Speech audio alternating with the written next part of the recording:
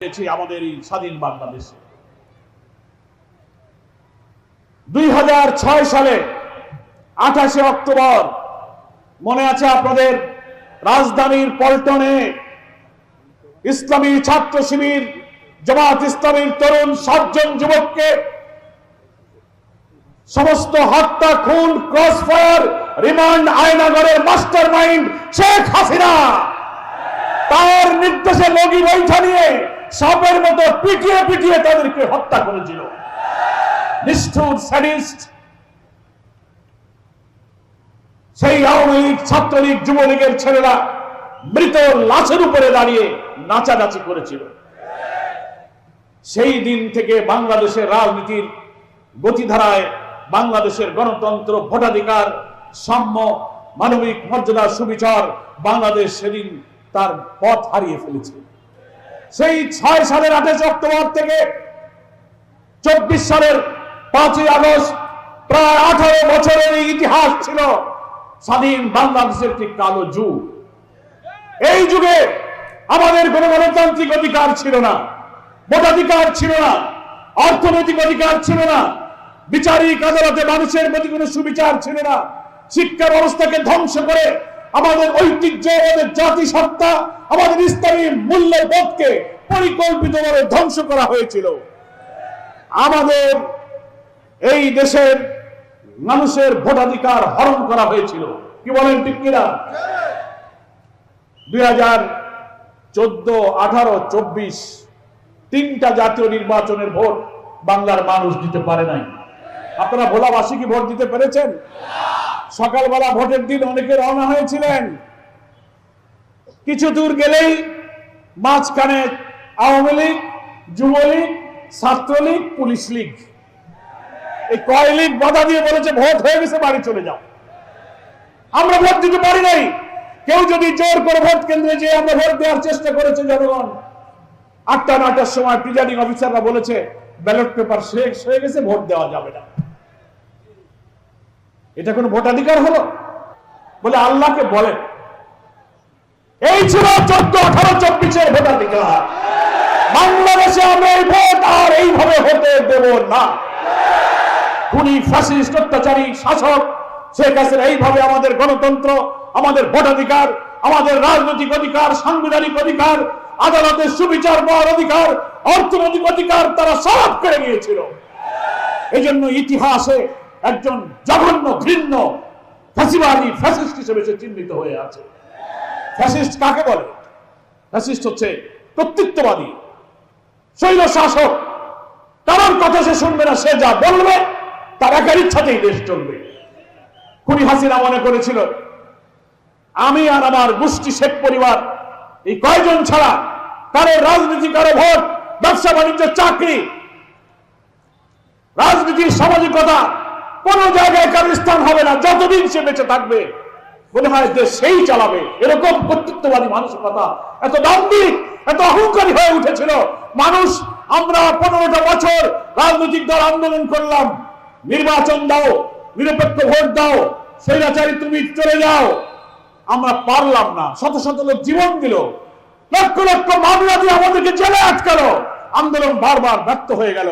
কিন্তু বাংলাদেশের গর্বিত সূর্য সন্তান বিশ্ববিদ্যালয়ের ছাত্ররা তাদের ন্যায্য সরকারি চাকরিতে কোটার দাবিতে শুরু হওয়া আন্দোলনকে অত্যাচারী ফ্যাসিস্টের আচরণে ক্ষুব্ধ হয়ে সব দাবি উপেক্ষা করে এক দফায় রূপান্তরিত বললেন, আর কোন দফা নেই, শেখ হাসিনা তুই কবে যাবি? সারা দেশ উত্তাল আন্দোলনে অগ্নিগর্ভ হয়ে উঠল। এই ফ্যাসিবাদের আন্দোলনে রাজনৈতিক দলের অনেক অবদান ছিল, কিন্তু আমরা রাজনীতিবিদরা 3টা নির্বাচন সুষ্ঠু করতে পারিনি।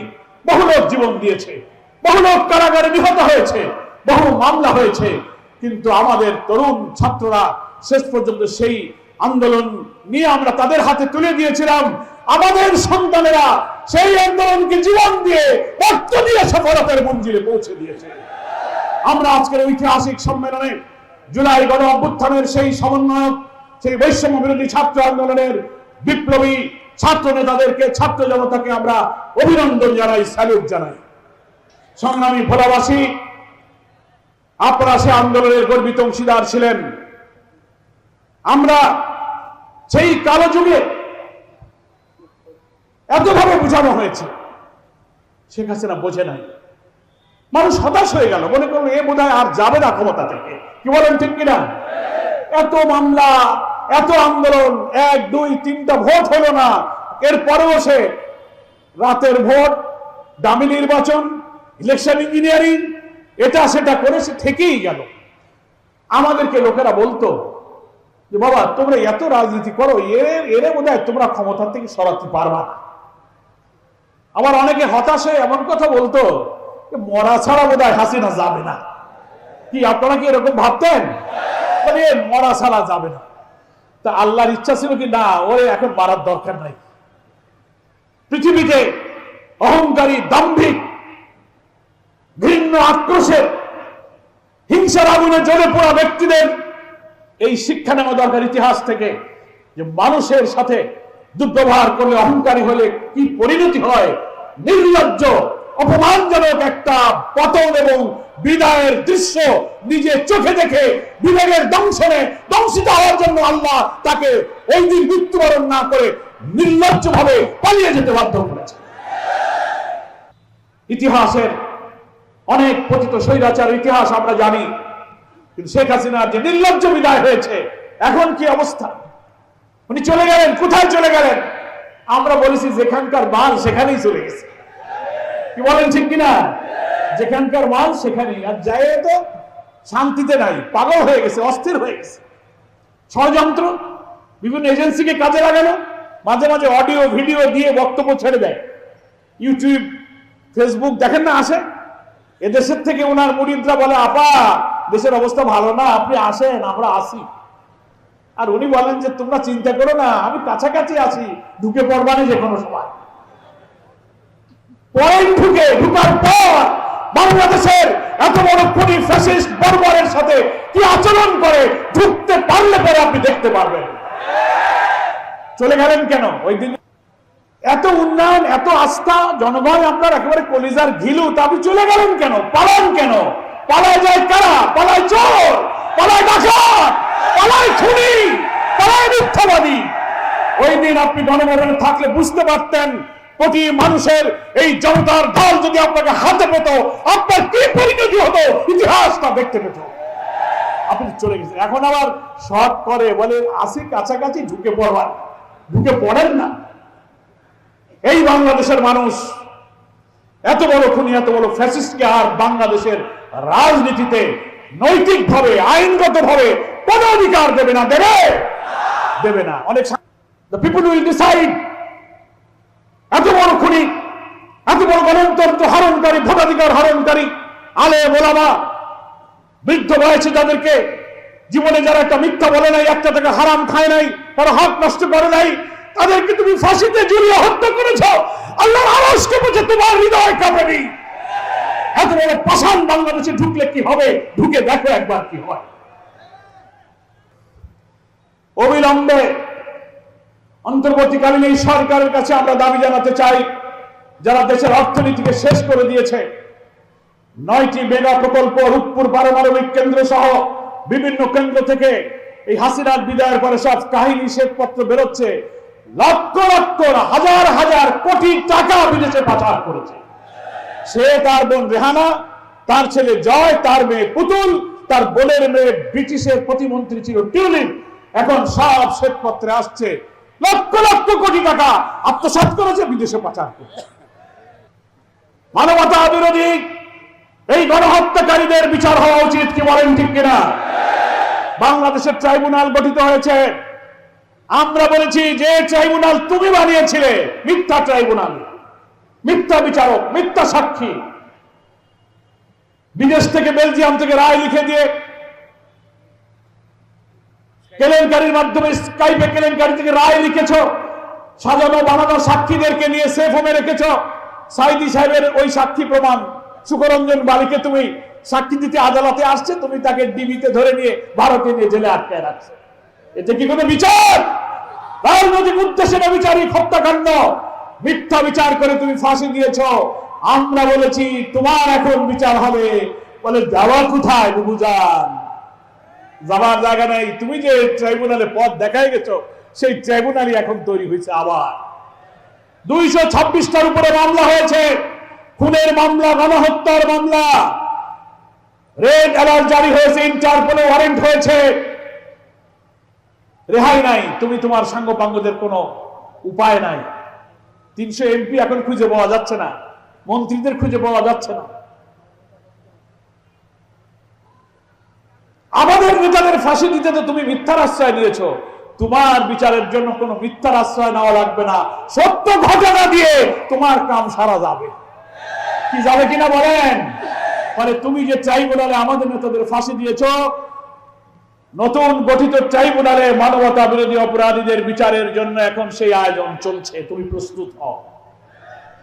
আমরা অন্তর্বর্তীকালীন সরকারের প্রধানের কাছে আবেদন জানাই, নির্বাচন আপনি দেবেন। সংস্কারের দাবি উঠেছে, আমরাও বলেছি আপনাকে। আমাদের প্রিয় আমিরে জামাত ডক্টর শফিকুর রহমানের নেতৃত্বে আমরা কয়েকবার দেখা করেছি, আমরা বলেছি আমরাও সংস্কার চাই। কিন্তু রাষ্ট্রের সমস্ত অর্গান, সমস্ত বিভাগ পলিটিসাইজ হয়েছে, করাপ্ট হয়েছে। এত বড় সব বিভাগ, সব অর্গানের সংস্কার কাজ করা এত অল্প সময়ে সম্ভব নয়। এটা একটা নির্বাচিত সরকার, জনগণের নির্বাচিত জনপ্রতিনিধি যারা ক্ষমতায় আসবে, একটি নির্বাচিত সরকার সেই সংস্কার করবে। তবে একটা অবাধ, একটা ফ্রি, ফেয়ার, একটা ক্রেডিবল, একটা পার্টিসিপেটরি ইনক্লুসিভ ইলেকশনের জন্য নির্বাচন অনুষ্ঠিত নিরপেক্ষভাবে করার প্রয়োজনে যে বিভাগগুলো involve, police administration, electoral system, judiciary, constitution, civil administration, 6-7টা ডিপার্টমেন্টের সংস্কার না করে কোন নির্বাচন নিরপেক্ষ হবে না। কি বলেন? তাহলে আবার ওই 14, 18, 24-এর মতো হবে।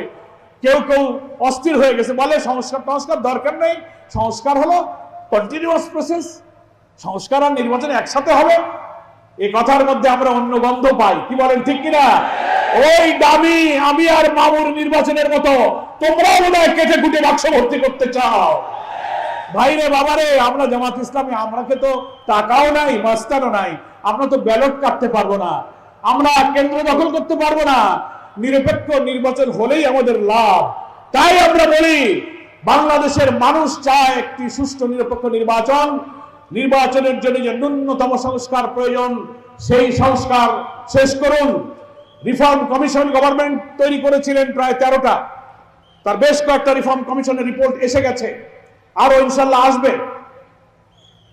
আমরা মনে করি আগামী 6 মাসের মধ্যে এই সংস্কার কমিশনের রিপোর্টগুলো বিবেচনা করে পলিটিক্যাল পার্টি, স্টেক হোল্ডারদের সাথে আপনি যদি এক্সচেঞ্জ অফ ভিউজ, মত বিনিময় করেন, তাহলে 6 মাসের মধ্যে আপনি সংস্কারের কাজগুলো শেষ করতে পারবেন। তারপর 6 মাস পর সংস্কার শেষ করে আপনি জাতীয় নির্বাচনের রোড ম্যাপ ঘোষণা করুন।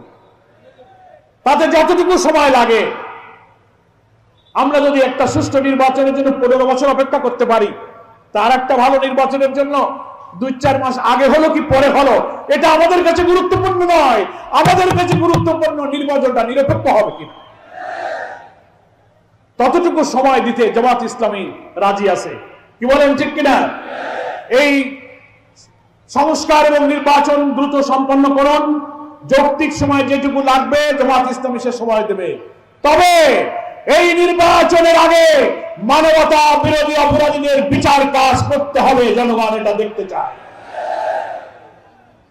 আমাদের এত রক্ত, এত ত্যাগ, এত জীবনের বিনিময়ে যারা নতুন বাংলাদেশ গড়ার জন্য আমাদের মাঝে জীবন দিয়ে চলে গেল, তারা তো আমাদেরকে ঋণী করে রেখে গেল। আমাদেরকে সেই রক্তের দায়, ঋণের দায় শোধ করতে হবে না? বলেন, কি দায়? তারা একটি নতুন বাংলাদেশ করতে চেয়েছিল, এমন বাংলাদেশ তারা দেখতে চেয়েছিল যে বাংলাদেশে ক্ষুধা, দারিদ্র, নির্যাতন, নিপীড়ন থাকবে না। ভাত, কাপড়, শিক্ষা, চিকিৎসা, বাসস্থান, অন্নহীনের মর্ম ব্যথা, বস্ত্রহীনের আকুতি, নিরন্ন মানুষের আহাজারি থাকবে না। মানুষ আদালতে সুবিচার পাবে, সব ধর্মের লোকেরা শান্তিপূর্ণ বসবাস করবে। এমন এক সমৃদ্ধ মানবিক বাংলাদেশ দেখার জন্য কিন্তু আমাদের ছেলেরা রক্ত দিয়েছিল। সেই দায় শোধ করার জন্য আমাদেরকে নতুন বাংলাদেশ গড়ার জন্য ঐক্যবদ্ধ থাকতে হবে, জাতীয় ঐক্য আমাদের তৈরি করতে হবে। এখন আমরা যখন জাতিকে ঐক্যবদ্ধ করে অন্তর্বর্তীকালীন সরকারের প্রধান নির্বাচনের অভিযাত্রায় তিনি কাজ শুরু করেছেন, তখন আমরা দেখতে পাচ্ছি দেশের বিরুদ্ধে ষড়যন্ত্র শুরু হয়েছে। আপনারা জানেন তো, উনি ক্ষমতায় আসার পর 5 মাস হলো, 5ই আগস্টের পর সরকার পরিবর্তনের পরে 4টি কু করার চেষ্টা করা হয়েছে। জুডিশিয়াল কু, আনসার কাণ্ড, সচিবালয় আগুন, হিন্দু বৌদ্ধ খ্রিস্টানদের নিয়ে নানান ইস্যু তুলে ট্রাম্প কার্ড তৈরি করে বাংলাদেশকে অস্থির করার চেষ্টা করা হয়েছে। এই দাবি সে দাবি করে বাংলাদেশ সেই 5 মাসে ভোটের দিকে যাবে, সংস্কারে যাবে, এইসব চ্যালেঞ্জ মোকাবেলা করবে। সরকারকেও বেকায়দায় ফেলা হয়েছিল। আমরা সরকারকে বলেছি, গোটা জাতি গোটা দেশবাসী আপনার পেছনে আছে, আপনি তাড়াতাড়ি সংস্কার কাজ শেষ করে আপনি নির্বাচনের রোডম্যাপ ঘোষণা করুন। এর মধ্যে আবার দেশের বিরুদ্ধে তো ষড়যন্ত্র হচ্ছেই, নতুন করে আমরা দেখতে পাচ্ছি জামাত ইসলামের বিরুদ্ধে ষড়যন্ত্র শুরু হয়েছে। কেউ কেউ আবার আওয়ামী ভাষায় কথা বলতেছেন। ফ্যাসিবাদের লোকেরা যে ভাষায় আমাদের সমালোচনা করত, নির্মূল করতে চাইতো, ওনাদের মুখেও এখন সেই ফ্যাসিবাদের গন্ধ পাওয়া যায়। আমরা বলি খবরদার, এই পথ সর্বনাশা পথ। ফ্যাসিবাদী যুগের অবসান হয়েছে। এখন একটি জাতীয় ঐক্যের ভিত্তিতে স্বাধীনতা 53 বছর পরে আসুন অনৈক্য, বিভেদ, বিশৃঙ্খলা সৃষ্টিকারী কোন ভূমিকায় না গিয়ে ফ্যাসিবাদ বিরোধী জাতীয় ঐক্য আগস্টের মূল চেতনাকে ধারণ করে আমরা একটি অবাধ নিরপেক্ষ নির্বাচনের মধ্য দিয়ে এত শহীদ, এত রক্তের বিনিময়ে অর্জিত বাংলাদেশে আমরা একটি নতুন বাংলাদেশ গঠনের জন্য এগিয়ে যাই। এবং বাংলাদেশ জামাত ইসলামীর আমির ডাক্তার শফিকুর রহমান, যিনি বাংলাদেশের রাজনীতিতে সবচেয়ে আলোচিত, সবচেয়ে নন্দিত, যার মানবিক ভূমিকায় বাংলাদেশের কোটি কোটি মানুষ তার মুখের কথা শোনার জন্য, তাকে এক নজর দেখার জন্য যেখানেই তিনি যাচ্ছেন কোটি কোটি মানুষ পঙ্গপালের মতো তার দিকে ছুটে আসছে। তিনি আহ্বান জানিয়েছেন নতুন বাংলাদেশের জন্য জাতীয় ঐক্য গঠন করি এবং আমরা একটি নতুন বাংলাদেশ দেখতে চাই। কেমন বাংলাদেশ দেখতে চাই? যে বাংলাদেশে মানুষের ভাত কাপড়ের অভাব হবে না, আদালতে মিথ্যা মামলার শিকার হবে না, এমন একটি সমন্বিত শিক্ষানীতি চরিত্র গঠনের জন্য চালু হবে। ডাক্তার, ইঞ্জিনিয়ার, বিজ্ঞানী, গবেষক, আলেমেরা যা তৈরি হবে, দেশপ্রেমিক, চরিত্রবান, আদর্শ ইঞ্জিনিয়ার, আদর্শ বিশেষজ্ঞ তৈরি হবে, এমন এক সমন্বিত শিক্ষা চাই। আমরা বৈষম্যহীন সাম্যভিত্তিক একটি অর্থনৈতিক ব্যবস্থা দেশে কায়েম হবে। সুবিচার, ইনসাফপূর্ণ বাংলাদেশ, সমৃদ্ধ মানবিক বাংলাদেশ গড়ার জন্য ডাক্তার শফিকুর রহমান জাতির কাছে যে জাতীয় ঐক্যের আহ্বান জানিয়েছেন, আমাদেরকে সেই ঐক্যের সাথে থাকতে হবে, জনগণকে সেই দিকে নিয়ে আসতে হবে। কি বলেন, ঠিক কিনা? আমরা সেই বাংলাদেশ দেখতে চাই এবং সেটা সুবিচারপূর্ণ। ইসলামের যে ওয়েলফেয়ার স্টেট, যে কল্যাণ রাষ্ট্র, ইসলামের যে সৌন্দর্য, বিউটি অফ ইসলামের যে ধারণা আমরা আল্লাহর কোরআন এবং নবীর সুন্নাহ থেকে পেয়েছি, তার ভিত্তিতেই কিন্তু ইনসাফপূর্ণ রাষ্ট্র কায়েম হতে পারে। গণ অভ্যুত্থানে আমাদের ছাত্র জনতাদের রাজপথের স্লোগান ছিল কি?